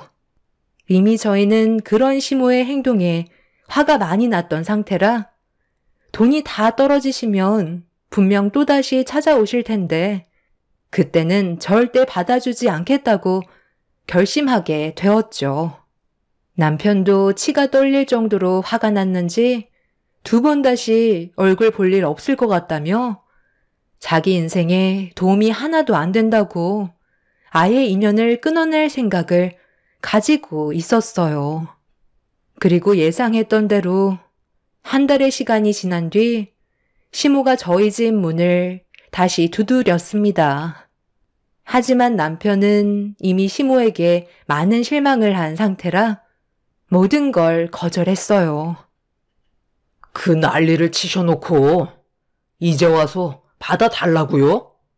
돈 다 떨어지시니까 찾아오신 거예요? 그 많은 빚은 어떻게 할 거예요? 제가 뭐라고 그랬어요? 그냥 조용히 사시라고 했었잖아요. 결국 끝까지 말을 안 들으시더니 일을 이 지경으로 만드세요? 그리고 장인 장모님 드릴 용돈을 왜 엄마가 가로채 가신 건데요? 그것도 모자라서 봉투 안에다가 마트 쿠폰을 넣어준다는 게 말이 돼요? 이럴 거면 왜 저희와 다시 시작하려고 한 건데요? 지금 빚이 4억이나 있으시다면서요. 정말 할 말이 없네요. 계속 이 사람한테 아이를 가지라고 얘기했던 것도 엄마가 저희 집에서 지낼 상황을 만들어야 되니까 그런 거였죠? 이제야 대충 어떤 상황인지 알 수 있을 것 같네요. 저는 이미 마음을 굳혔고 인연 끊고 사는 게 저희 부부가 행복하게 살아갈 수 있는 길인 것 같아요. 엄마는 1년 전이나 지금이나 달라진 게 전혀 없어요. 조금만 생각을 바꿔서 저희와 좋은 관계 유지하셨다면 이렇게까지 되지는 않았을 텐데 정말 너무 안타깝네요. 그만 돌아가 주세요. 내가 왜 이렇게까지 했는데? 너 고생해서 벌어오는 돈을 아무 노력 없이 사는 분들이 받아가는데 내 속이 안 뒤집어지겠니? 그 꼴 보기 싫어서 돈 빼간 거다. 어머님, 뭔가 상당히 잘못 알고 계신 것 같은데요. 저희 부모님께서 그냥 받으시는 거 아니에요. 제가 사업할 수 있게 뒤에서 금전적인 지원을 정말 많이 해 주셨다고요. 말이 용돈이지 저희가 빌린 돈에 대한 빚을 갚는 거나 마찬가지라고요. 지금은 상황이 많이 달라졌고 여유가 생겼기 때문에 챙겨드리는 건데 그게 뭐 잘못됐나요? 어머님은 저희한테 뭘 해주셨는데요? 때 되면 돈만 뺏어가려 하셨지. 정작 저희가 도움이 필요할 땐 온갖 막말 퍼부으시고 상처 주신 다음 내치셨잖아요. 그런데 이제 와서 찾아오신 이유가 뭐예요? 사억 빚 생긴 거 갚아달라는 거예요? 저희는 어머님이 벌려놓은 거 수습하고 싶지 않아요. 1년 전과 지금의 제가 얼마나 많이 달라졌는지 아세요? 많은 분들께서 도와주셔서 지금 현재 매달 2천만 원씩 수익이 찍히고 있어요. 어머님이 저와의 관계가 조금이라도 회복이 되었다면 사억에 대한 빚을 고민해 볼 수도 있었겠죠. 하지만 확실하게 알 수 있겠어요. 어머님은 저와 절대 좋은 관계로 발전될 수 없을 것 같아요. 아니, 방금 뭐라고 그랬니? 2천? 아니 그럼 지금 네가 이 좁아 터진 집구석에서 물건 포장해 택배 보내는 게 월 2천만 원을 벌고 있었던 거라고? 이까진 일이? 시모는 끝까지 저를 무시하시는 발언을 하셨어요. 남편은 더는 듣고 싶지 않았는지 시모를 집에서 내쳤고 다시 얘기 좀 하자며 현관문을 두드렸지만 저희는 절대 문을 열어주지 않았습니다. 그날 이후 시모는 벌려놓은 빚 좀 갚아달라며 눈물까지 보이시면서 다시 시작하길 원하고 있었지만 저희는 이미 마음의 문이 닫혀버린 상태입니다. 결국 지금 현재 다른 지역으로 이사를 와서 좀 더 나은 환경에 살고 있는 상황이에요. 최근에 아이까지 임신해서 그동안 혼자 하던 일을 직원을 고용해 사업을 좀 더 체계적으로 꾸려가고 있는 중입니다. 저희가 시모와 인연을 끊기 위해 이사를 가게 되니 시모는 이제 저희 부모님을 만나려 하고 계시지만 저희 부모님도 돈 봉투에 마트 쿠폰을 넣어놨다는 거에 화가 많이 나셨는지 아예 만나주지 않고 계시네요. 아마 이 시간이 오래 갈 것 같습니다. 남편이 저와 상의 끝에 어쩔 수 없이 원룸 하나 구해드리긴 했는데 생활비까지 달라는 말까지 나오고 있어서 남편은 더 이상 도와주지 않고 있습니다. 아직 정정하셔서 식당 일을 시작하셨다는 연락을 받았지만 제가 아이를 낳으면 도와주시겠다고 하시는 거 단호히 거절한 상태입니다. 현재 땅을 치고 후회하고 계시는 시모가 꼭 자신을 뒤돌아 보셨으면 좋겠어요. 앞으로 저희 부부의 인생은 꽃길만 펼쳐졌으면 합니다. 제 사연 들어주신 분들 언제나 좋은 일들만 생기시길 바랄게요. 감사합니다. 안녕하세요. 저는 15년의 결혼 생활을 끝낸 40대 여성입니다. 항상 복수를 꿈꾸며 살았었는데 굳이 제 손을 더럽히지 않고서도 죄를 지은 사람에게는 언젠가는 벌이 내려진다는 걸 요즘 많이 느끼고 있네요. 저에게는 눈에 넣어도 아프지 않을 만큼 사랑스럽고 귀한 딸이 있습니다. 제 딸은 정말 많은 노력 끝에 갖게 된 귀중한 딸이에요. 결혼을 하고 난 후에 아무리 노력을 해도 아이가 생기지 않았죠. 시댁에서는 젊은 나이에도 아이가 생기지 않자 거진 제 탓으로 많이 말을 하셨어요. 아이고, 벌써 결혼을 한 지 1년이 지났는데 아직도 소식이 없는 거냐? 내 친구들은 손주들 기저귀 갈고 유치원 데려다 주느라고 정신없는데 나는 정말 아직까지 손주 안아보지도 못했으니 예, 아직도 소식이 없다니? 아이가 안 생기면 병원이라도 가봐야지 뭐 하는 거야? 가서 검사를 받고 문제가 있는지 없는지부터 봐야 하는 거 아니니? 너 저번에 산부인과 간다고 한 건 어떻게 됐어? 거기서는 별말 없었어? 무슨 이상이 있다던가 치료를 받아야 된다던가 임신하려면 어떻게 해야 된다던가 이런저런 말은 안 해주디? 네, 저도 검사 받았는데 저한테는 이상 없다고 하시더라고요. 그래서 남편 검사를 좀 받아봐야 할 것 같아요. 근데 남편한테 말하니까 검사 받기 싫다고 해서 어떻게 해야 될지 모르겠어요.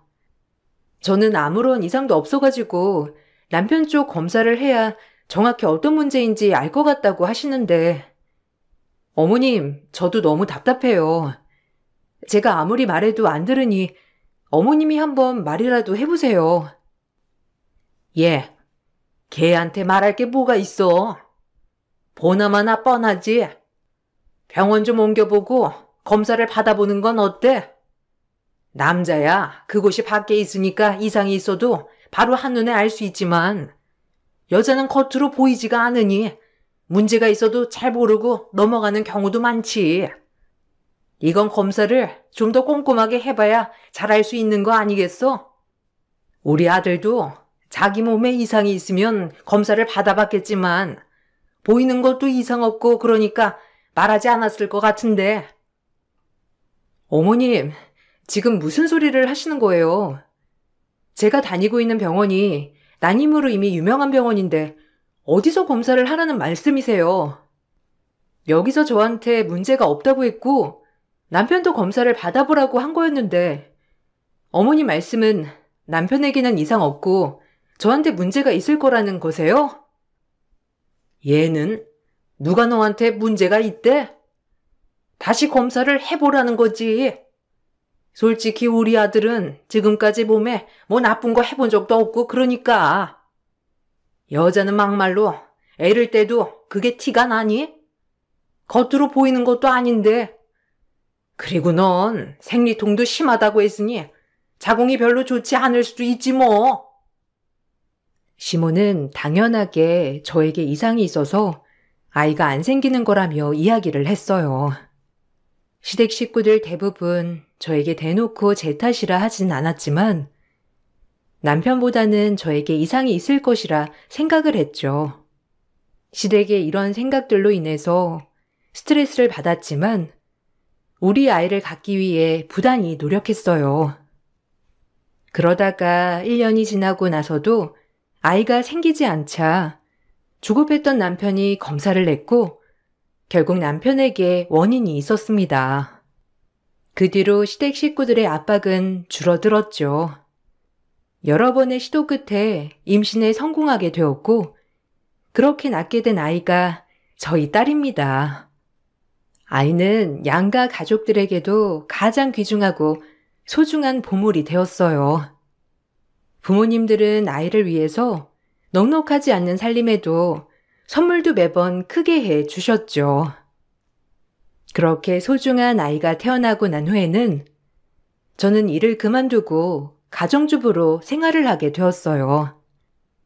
남편은 좀 더 나은 환경을 만들기 위해서 누구보다 열심히 일을 했죠. 그러다 보니 밤늦게 퇴근하고 이른 아침에 출근을 하는 날이 대부분이었어요.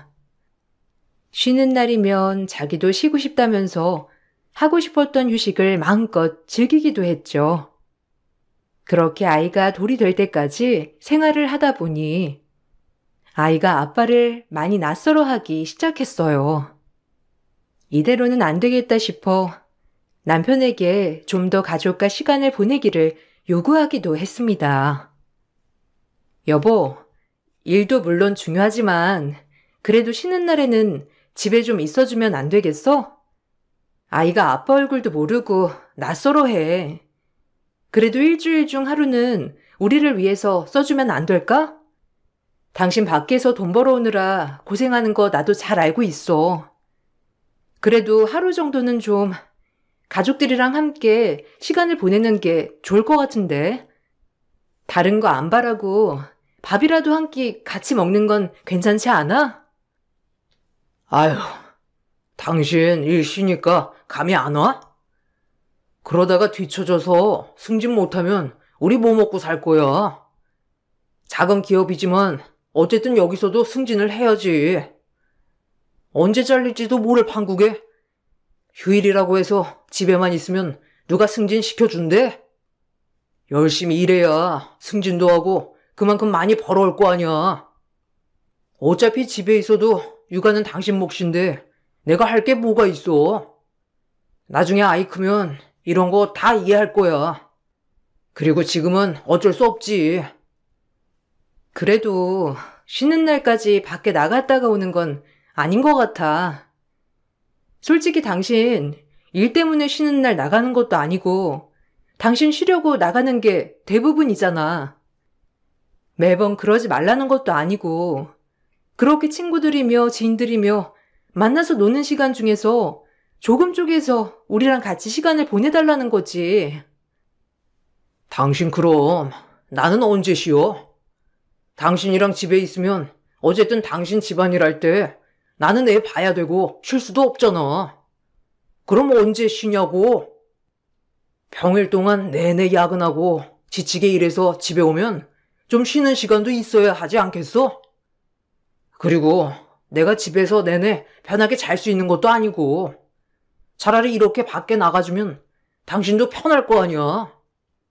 지금은 네가 아이가 어리고 그래서 피곤하니까 자꾸만 나한테 시간 내라고 하는진 모르겠지만 아이 좀 더 크고 그러면 네 생각도 지금이랑 같지 않을걸? 아니, 쉬면서 애를 봐달라는 게 아니라 아이가 이제 돌이잖아.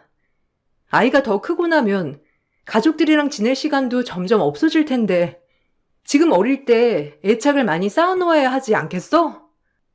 지금 아이랑 애착도 만들고 친해져야 하는데 당신은 아이가 아빠가 누군지도 모를 정도로 쉬는 날에도 코빼기도 안 보이니 그러는 거지.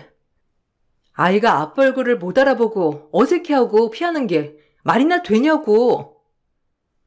당신 진짜 쓸데없는 걱정한다. 나중에 돈 잘 벌면 아이는 자연스럽게 아빠 따를 수밖에 없어. 그때 되면 다 알아서 친해질 텐데 무슨 소리야? 그리고 밖에서 돈 벌어오는 남편한테 무슨 육아까지 하라고 난리냐고. 그건 좀 너무한 거 아니야? 원래 살림이랑 육아는 아내 몫이야. 남편은 아이를 낳고 나서 더 바쁘게 일을 했어요. 집에는 거의 잠만 자러 들어오는 상황이었죠. 여기에 주말만 되면 평일 동안 고생한 자신에게 푹 쉬게 해주고 싶다면서 친구들과 지인들과 여행을 가버리거나 홀로 호텔을 예약해 느긋하게 주말을 보내고 오는 날도 많았습니다. 처음에는 평일 내내 늦게까지 일을 하느라고 고생을 했으니 주말에는 하고 싶은 대로 편하게 쉴 수 있도록 배려를 해주었지만 점차 시간이 지날수록 그 정도가 심해지면서 우리와의 시간은 단 한 시간도 보내지 않게 된 것이었죠. 이런 상황에서 저는 점점 불만이 커져갔습니다. 남편은 그만큼 많은 사람들을 만나면서 승진도 빨리 했어요. 그러면서 월급도 점차 늘어났지만 막상 집에 가져다주는 생활비는 100만 원 남짓이었죠. 아이가 점점 크면서 들어가는 비용도 많아지게 되고 남편에게 생활비를 올려달라고 했지만 말을 들어주지 않았어요. 그래서 저는 아이가 크면서 어린이집에 다니기 시작하자 일을 시작하려고 했죠.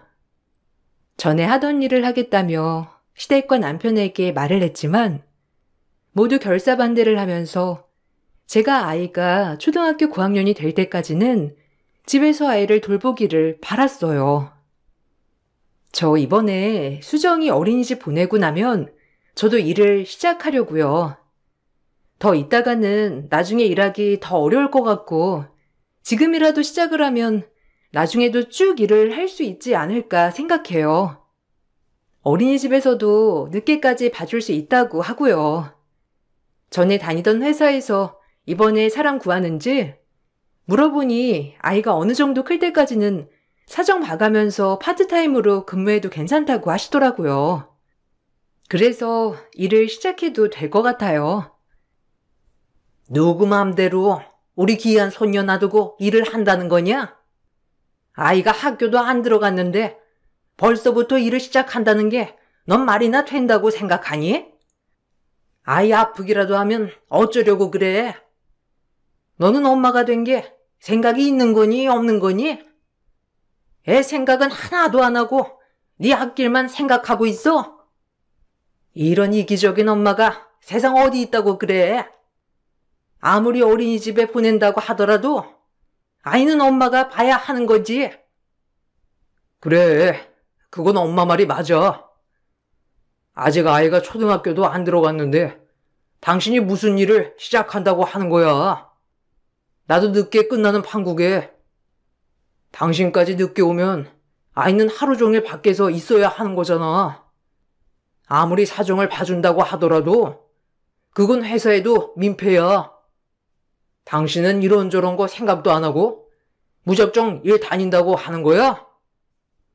풀타임으로 근무를 하겠다는 것도 아니고 일단은 파트타임으로 일을 해보고 아이도 나도 적응 잘하면 풀타임으로 근무하면 되는 거잖아. 거기다가 회사에서도 내 사정 다 알고 있고 그것도 다 봐준다는데 뭐가 문제야? 이번에 회사 어린이집도 운영하기로 해서 다음 해부터는 거기로 다닐 수도 있을 것 같은데 그럼 근무하면서도 아이 볼 수 있고 좋은 거 아니야?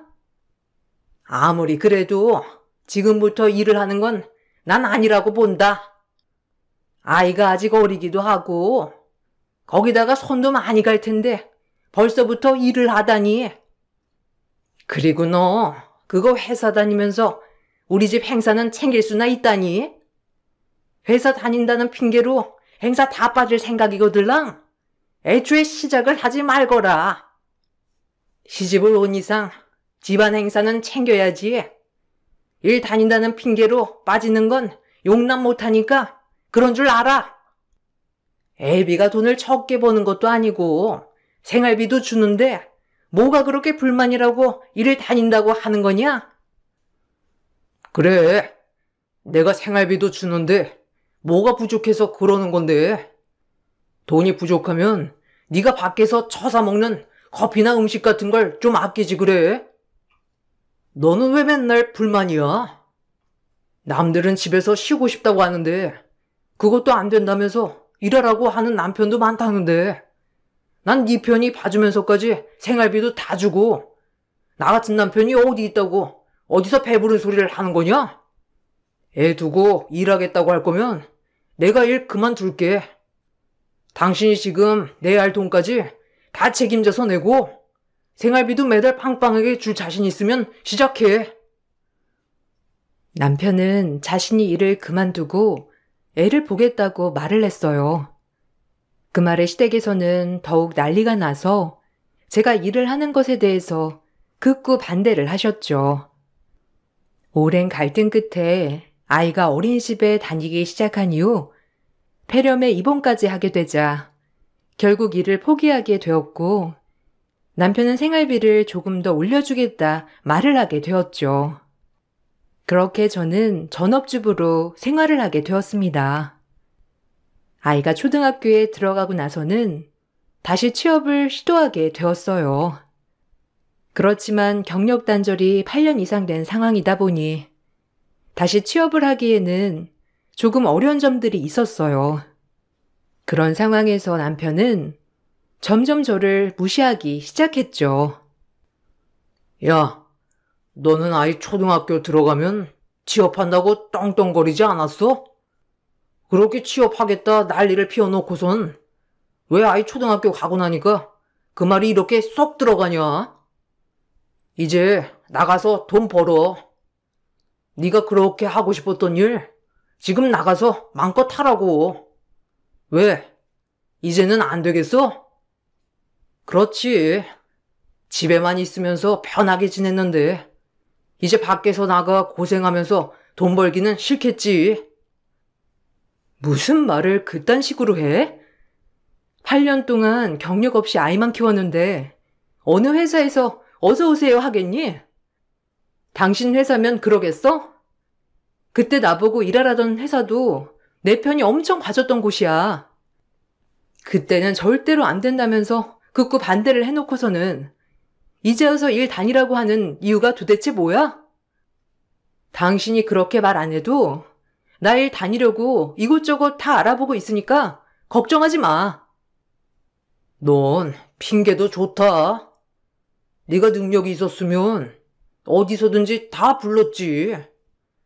네가 능력이 없으니까 아무 곳에서도 너를 원하지 않는 거야.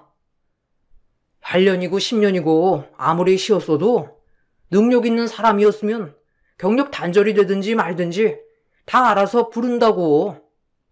뭔 핑계가 이렇게 많아? 그리고 내가 너 일하지 말라고 협박이라도 했어? 말하는 게 참 웃긴다. 결국 네가 안 다니는 거 아니야. 그래 놓고선 왜 내 탓하냐? 네가 일을 하고 싶었으면 어떻게 해서든 다녔을 거잖아. 집에서 탱자탱자 노는 게 좋으니까 안 다녀놓고선 이제 와서 내 핑계 대지 마. 기억도 안 나? 그때 당신 나 일 다니면 자기가 일 그만두겠다고 했잖아. 그리고 당신 명의로 있는 빚도 다 내가 갚아야 된다고 했고, 내가 다시 일 시작해서 버는 돈이 얼마인 줄이나 알고 그딴 말을 내뱉었던 거야? 솔직히 내가 당신이 싸질러 온 똥을 내가 왜 치워야 해? 그래 놓고선 지금 그런 말이 나오냐고. 시댁에서도 아이 절대로 봐줄 수 없다고 하지. 네 월급만큼 당신 채무까지 다 갚으라고 하지. 그런 상태에서 내가 뭔 일을 하라고 한 거야? 죽인다고 직접 말만 안 했을 뿐이지. 이건 거의 죽이겠다 말한 거나 다름없는 거 아니야? 참나. 그럼 네가 애도 보고 일도 다니면서 내 빚도 갚았으면 되는 거 아니야? 그러면 될걸. 자신이 없으니까 안 다닌 거 아니고?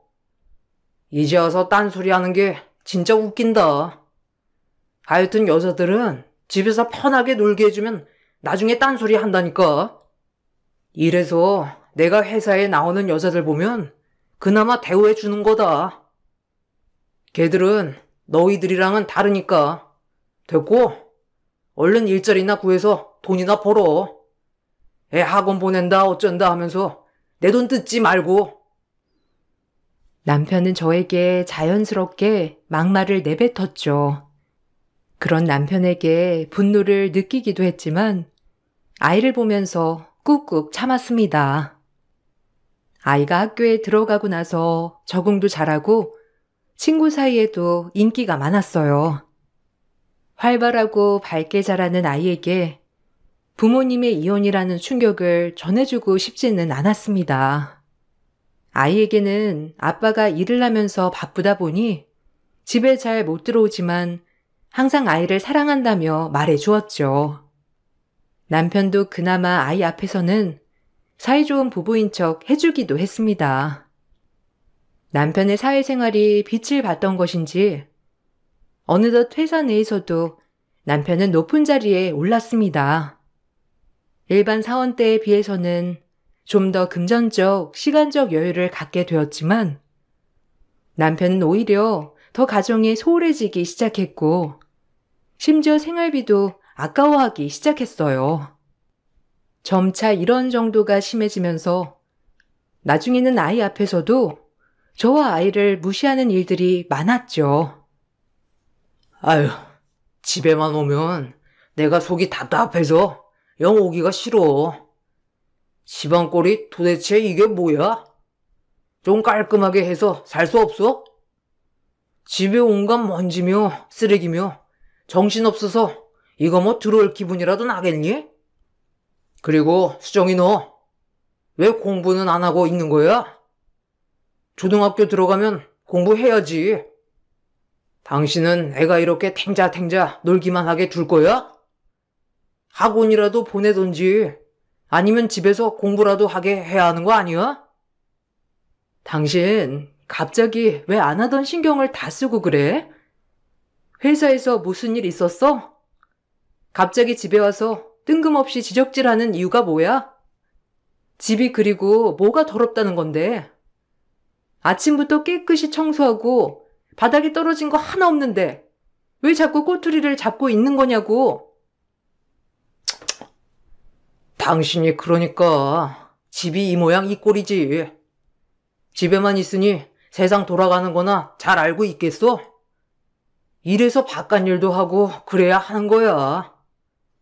멍청해서 뭔 말을 하고 싶지도 않네. 됐어. 당신이랑 무슨 말을 하겠어? 그리고 먼지는 예전부터 눈에 보였는데 하도 안 치워서 말하는 거거든? 집에만 있으니 뭐 더러운 게 보이기라도 하겠어? 그리고 당신은 몸이 그게 뭐야? 운동 좀 해. 아줌마처럼 뱃살도 축축 처지고 얼굴 관리는 안 하니? 참나, 당신 웃긴다. 갑자기 외모 지적은 왜 하는지 모르겠네. 얼굴 관리한다고 하니까 당신이 먼저 돈 아깝게 뭐하러 그런 거 받냐고 했잖아. 그때 엄청 난리 피우면서 결사 반대해놓고서는 갑자기 얼굴 관리는 안 하냐면서 말하는 건 뭐라 받아들여야 하는 거야? 당신 수상하네? 뭐가 수상하다는 거야? 솔직히 요즘은 애들이 엄마가 날씬하고 이쁜지 안 이쁜지 다 보고 있어. 수정이가 학교 가서 당신이 데리러 오면 창피해서 당신더러 엄마 아니라고 할 수도 있어. 좀 관리를 하는 건 어때? 요즘은 본인 나이보다 10살은 적게 보는 게 대부분인데 당신은 매번 나이를 똑같이 먹으니 참. 남편은 언제부턴가 외모 지적이며 집안에 먼지 하나라도 있을 경우에는 더럽다면서 집에 오기 싫다는 말을 자주 내뱉기도 했습니다. 그런 남편을 보면서 드디어 미쳤나 싶기도 했지만 뭔가 수상한 낌새가 느껴져 좀 더 지켜보기로 했죠. 역시나 긴 꼬리는 밟히기 마련이더라고요. 우연히 남편 회사 근처를 지나가다가 남편이 어떤 여자와 다정하게 팔짱을 끼고 지나가는 걸 보게 되었습니다. 바로 당장 그 앞으로가 따져 물었죠. 당신 지금 뭐 하는 거야? 이 여자는 뭐고? 당신 지금까지 바람 피우고 있었어? 그래서 집에만 오면 집안 꼴이 어쩌고 저쩌고 했던 거야? 생활비도 요즘 나갈 돈 많다면서 반도체 안 보내면서 당신 도대체 지금까지 뭐하고 다니는 거야? 뭔 개소리를 하는 거야? 내가 무슨 바람을 피웠다고 그래? 아, 여자랑 다니면 다 바람 피우는 거야? 인사나 해. 여기 내 후배야. 회사 직속 후배라서 이것저것 내가 알려주고 있었던 거고. 뭐 눈엔 뭐만 보인다더니 방구석에서 불륜 드라마나 보고 있으니까 그따위 오해나 하고 있는 거야. 아유, 진짜 내가 쪽팔려서 정말. 선배님, 괜찮아요. 그러실 수도 있죠, 뭐. 안녕하세요. 사모님 얘기는 많이 들었는데 이렇게 처음 뵙게 되었네요. 근데 너무 오해하지 마세요. 저희 둘이 같이 있어서 오해를 하셨나 본데 저희 그런 사이는 아닙니다. 같은 대학이라서 전부터 알고 지낸 사이라 편하게 대화를 하다 보니 그런 거예요. 그러니까 오해하지 마세요, 사모님. 아휴, 미안해. 와이프가 매일 집에만 있다 보니까 좀 세상 돌아가는 물정을 잘 몰라. 이해해줘. 당신, 얼른 사과 못해? 아유, 내가 동네 창피해서 진짜. 그러니까 좀 밖에 다니고 해야지. 밖에 나가서 사람들이 어떻게 사는지를 잘 봐야 하는 거 아니야? 당신처럼 드라마만 보던 사람들은 남자랑 여자랑 같이 다니면 다 바람 피우는 거라고 생각하니 문제야. 당신 뭔 소리 하는 거야? 방금까지 당신이랑 여자 팔짱 끼고 있지 않았어? 아무리 내가 사회생활은 안 한다고 치더라도 남녀가 팔짱 끼면서 다니는 건 애인 사이 아니고 뭐야? 지금 날 바보로 보는 거야? 아, 진짜? 내가 정말 너랑 뭔 말을 못하겠다. 너같이 덜 떨어진 애랑 뭔 말을 하겠냐? 됐고, 쓸데없는 오해나 하지 말고 집에나 가. 애 끝날 때 다 된 거 아니야? 나는 회사 일 때문에 오늘 늦게 갈 거니까 그렇게 알고 더 말 꺼내지 말고 조용히 집에나 가. 화가 나 씩씩대고 있는 남편은 저를 보면서 괜한 오해를 한다면서 창피하다는 말을 남기고 그 여자랑 가버렸죠. 남편은 절대 아니라면서 시치미를 댔지만 저는 남편이 바람을 피우고 있다는 것을 확신했습니다. 남편의 주말 행적을 몰래 따라갔을 때에도 남편은 상간녀와 골프를 치러 다니고 같이 호텔에 들어가는 모습을 포착했죠.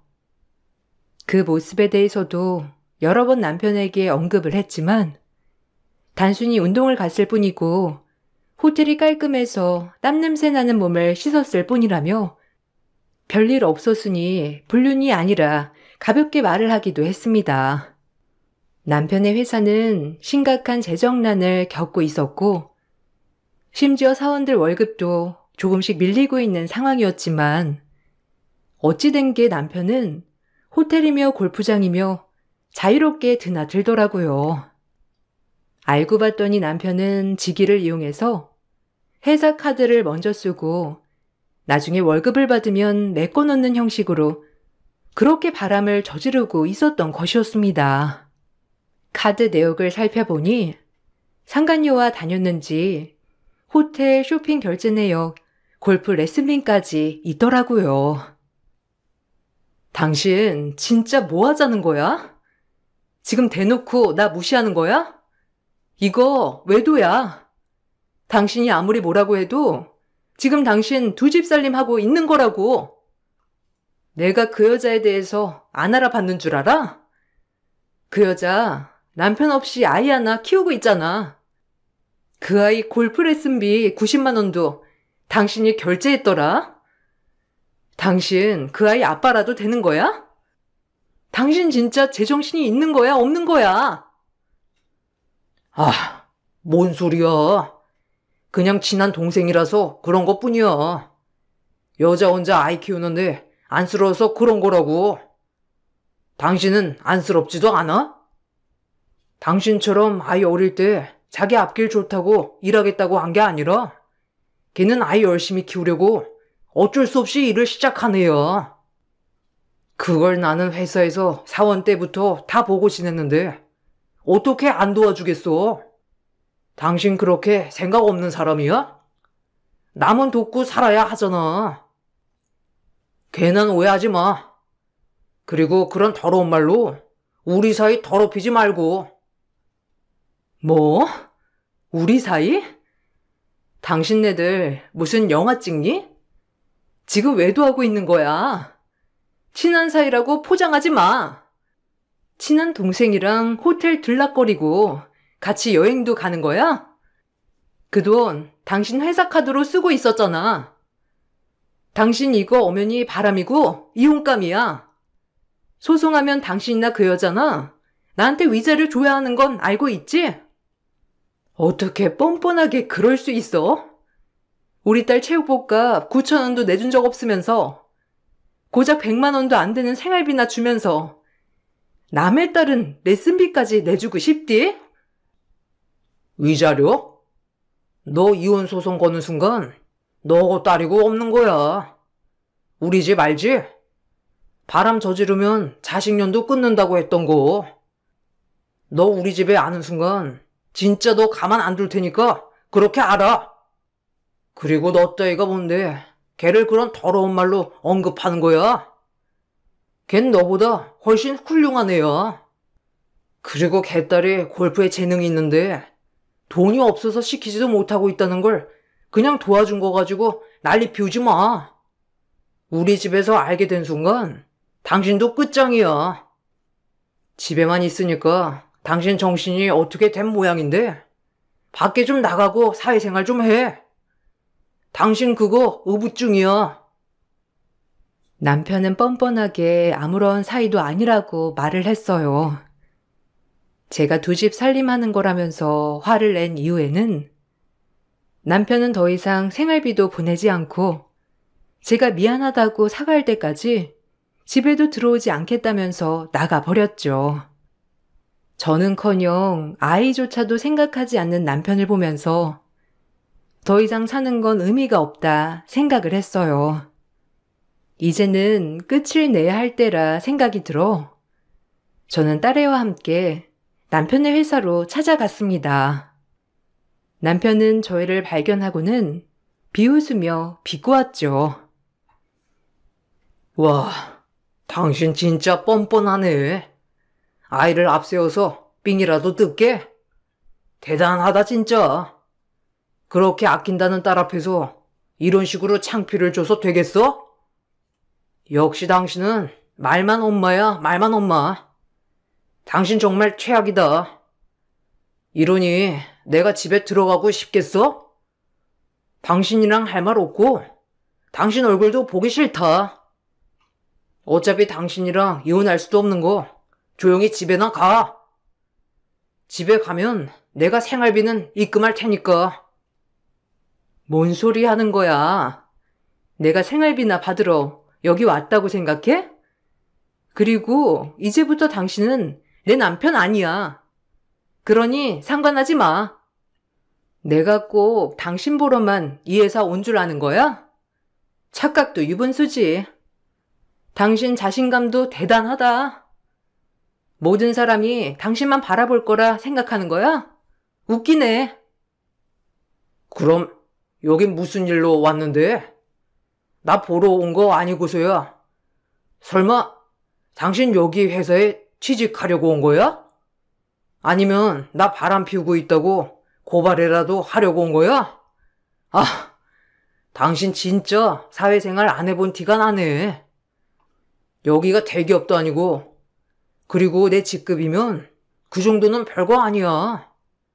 회사에 그런 개인의 사사로운 상황 다 들어줄 것 같아? 아, 그래. 개인의 사사로운 상황? 당신 그거 잘 말했다. 앞으로 당신이 처리해야 할 일이니까 지금부터 잘 준비해. 당신한테 이혼소장 보냈고 그 여자한테도 상간녀소장 갈 거야. 증거야 차고 넘쳐서 부인할 수도 없을 거고 아마 100% 내가 승소한다고 하더라. 당신네들이 얼마나 처벌고 있는지도 알고 있으니 위자료도 꽤 나올 거라고 하고 아참, 그동안 회사 돈으로 바람 피느라 고생했겠네. 그것도 신고했으니 잘 준비해. 남편과 신랑이를 벌이고 있는 사이 몇몇 임원진이 다가오더니 나와 딸에게 딱 맞춰서 오셨다며 고개를 숙여 인사를 했습니다. 어리둥절한 표정의 남편을 뒤로하고 간 곳은 사장실이었죠. 저는 남편의 회사가 자금난을 겪고 있을 당시 모아둔 돈을 가지고 투자를 하게 되었고 그렇게 지분을 받아왔습니다.